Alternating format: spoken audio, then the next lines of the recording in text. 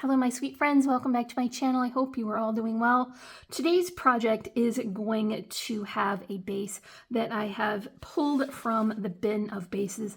I will explain that a little bit further on. I'm also using a printable from my shop, and this is going to be a recipe folio with some pockets and some tuck spots. And I've got beautiful coordinated pattern paper, and each of these have a flip page as well.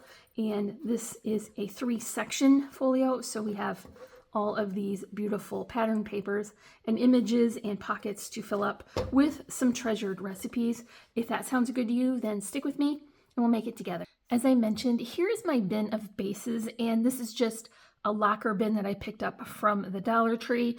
And whenever I create a tutorial, I will create a sample beforehand so that I know all the measurements work and the process makes sense before I begin to film it. And so I will have an extra of my bases to put away for use later, and then I move on to something more fun and I forget about the bin. And so I really hope, my goal is to get through quite a few of these bases, and rather than use them in the exact same way, I would like to recreate the elements that go into it so that we can show how versatile they can be just by making simple changes.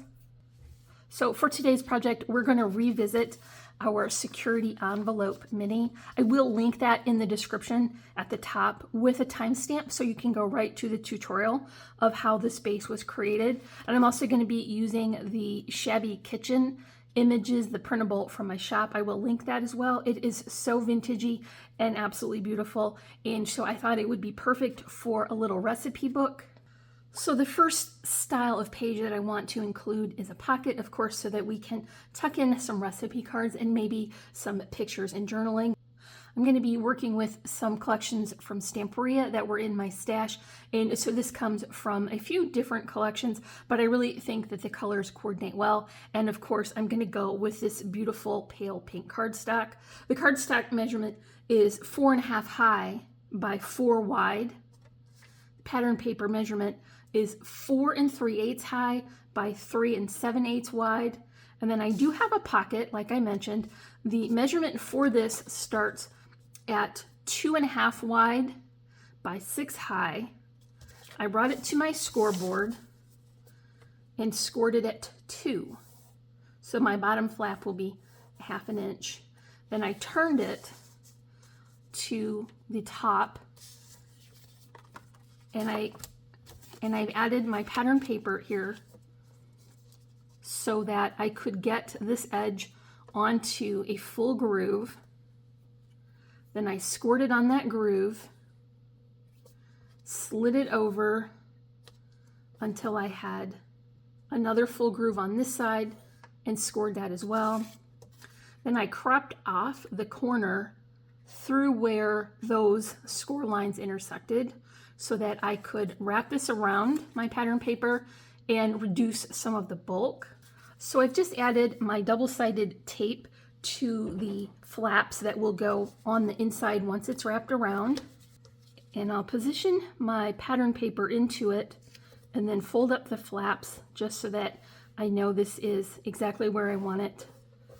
And then fold that over. And now you can see that I have a line of double-sided tape going all around the outside border. So we can take that backing off now.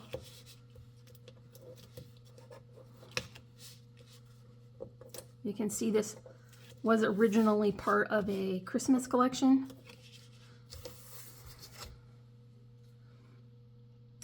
Now is the time that you want to consider your 2 glue combo.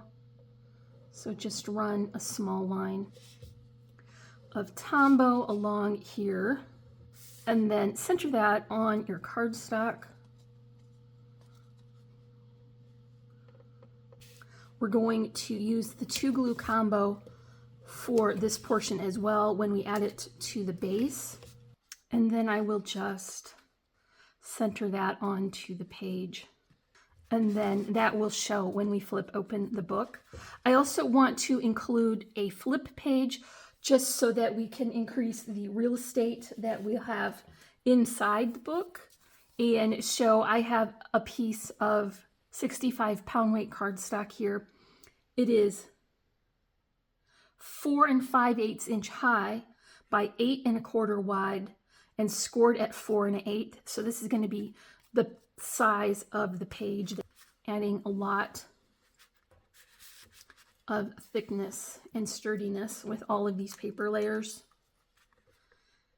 So I'll just bring my corners together, make sure it's all straight and even. And then I'll top it with more of the pattern paper and cardstock border. I have finished the inside of this already so that it's all well coordinated. I also want to add the images from the printable now. And so the first one I'm going to utilize as a tuck spot. And in the original, it did have a border. I decided to remove that border for this project just so that it would have a better coordination with the pattern papers that I chose. And so I want to add my adhesive only to the side and the bottom so that I can tuck some things inside of it. And that's great for pieces that you want to include, but you don't want to adhere directly to the book. And so I'm just going to line that up right along the bottom corner of my pattern paper. You would just allow that to set up a little bit before you add anything to this tuck spot. And then I also want to include one of the images at the top to decorate my pocket. And this is just a different way to add images than with a tip-in. I've added my adhesive pretty low so that it doesn't accidentally seal up our pocket. And I'll just add that with a little bit of the bottom border showing. So now I'll have 2 of those pretty printables for each set of pages. I want to fill the remaining pages here with the same process using the exact same measurements. So I have my pocket page that will go on the top and a flip page that will go on the bottom.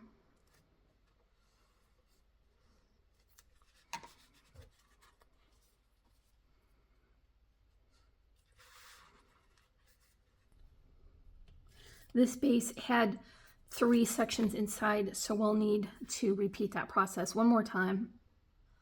This would be a really great use of your scraps from your stash, but if you had a full collection that you wanted to work with for a holiday or theme, that would be perfect. I can just see this as a little Halloween or Christmas book, maybe something you create for a vacation and put your vacation pictures inside rather than recipes. That would be perfect as a non-traditional kind of scrapbooking. Here's our last flip page.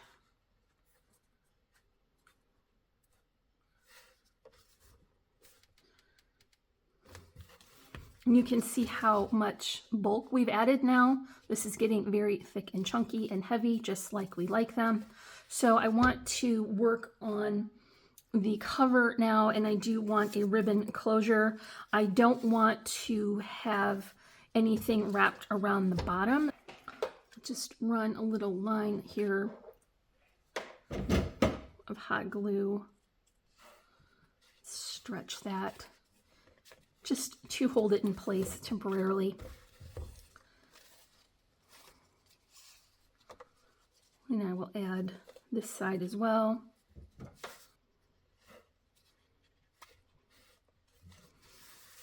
Clip the end. So of course you want to finish the back with a coordinating pattern. This probably came from an entirely different collection, but I find that Stamperia is fairly similar in their color palette, so I think these all worked really well together. And now let's finish the front cover. I think that blue matches the Printable so nicely. Now it's just capturing that ribbon between the layers of the pattern paper and the base. So we have one nice die cut doily with crisp white paper so that we can neutralize a little bit of that background. And here is the Printable I picked for the front cover. Remember, there was a border on here, but I felt like I wanted to match the pink cardstock, so I clipped that off and added a separate border, and then I popped that up on some foam spacers. If only there were a mixer that looked like that. That would be beautiful. So now we don't really have a lot of room for a large floral arrangement. So I just made one beautiful flower here and added my die cut foliage. Here's netting and loopy twine bows. And that's just gonna go right into the bottom there and added with hot glue. The beautiful trim here along with my Ivory burlap string and the stamens for the flowers came from really reasonable ribbon. And of course I want to add a decorative charm here. I just happen to have these little mixers and I thought that was a cute way to incorporate these into a cookbook style. So I'm just adding those with hot glue by pressing those strings in, removing the excess, and covering that with a button to hide the cut strings. Before we tie this book up, I do want to include some recipe cards. Now, I just printed these online, and so I would recommend actually going to Amazon. There was so many different varieties and sizes and a large quantity. So if you enjoy making these recipe books or you want to be able to have a lot of different cards to include, I would say definitely check out Amazon. But I just have these and they can tuck into that pocket. Got a couple for each one. This is another way to fill out and bulk up this folio. Now I want to tie this bow and trim the excess ribbon.